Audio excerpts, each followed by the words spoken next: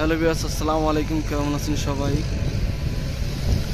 দেখেন, আমাদের রেমালের তাণ্ডবে যে বৃষ্টি এবং ঝড় বাতাস হয়েছে, তার কারণে আমাদের বালুর মাঠ থেকে, যেখানে কিছুদিন আগেই আমরা এই প্রজেক্টটা শুরু করছিলাম, লেবুখালী ক্যান্টনমেন্টের ভিতরেই বালুর প্রজেক্ট, এখানে আমরা অনেক বালু ফেলছিলাম, অনেক টাকার বালু ফেলছি।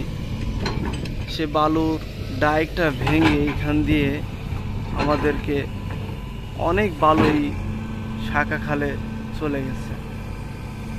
এখন বেকু দিয়ে আমরা সেটা শিফটিং করে আবার সেই জায়গাগুলি ভরানোর ট্রাই করতেছি। কারণ একটা জায়গা যদি ভরাট করা হয়, ওই জায়গার 1 বছরের সিকিউরিটি কন্ট্রাক্টরের থাকা লাগবে, যার কারণে 1 বছরের ভিতরে যদি আপনার এই যেখানে বালু ফেলবেন সেই জায়গা যদি ভেঙে যায় অথবা বালু চলে যায়, সেটা আপনাকে আবার সেই ড্রয়িং অনুযায়ী, লেভেল অনুযায়ী আপনাকে ফিল আপ করে দিতে হবে।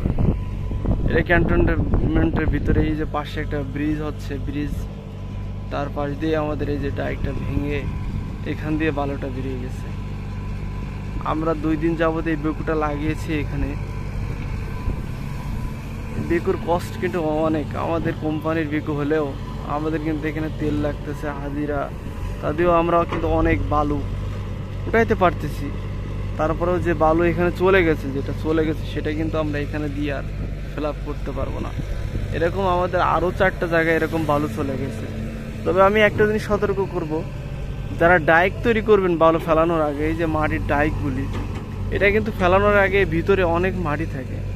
আপনার ডবল বেকু লাগায় অথবা একটা বেকু লাগায় প্রথম 1 লেয়ারে মাটি রাখার পরে তারপরের বার আবার ওই বেকুটা উপর দিয়ে ডাইকের উপর দিয়ে চালিয়ে চালিয়ে যদি আপনারা ডাইকটা তৈরি করেন মাটি দিয়ে, তাহলে কিন্তু এই ক্ষতিগ্রস্ত আপনারা হবেন না।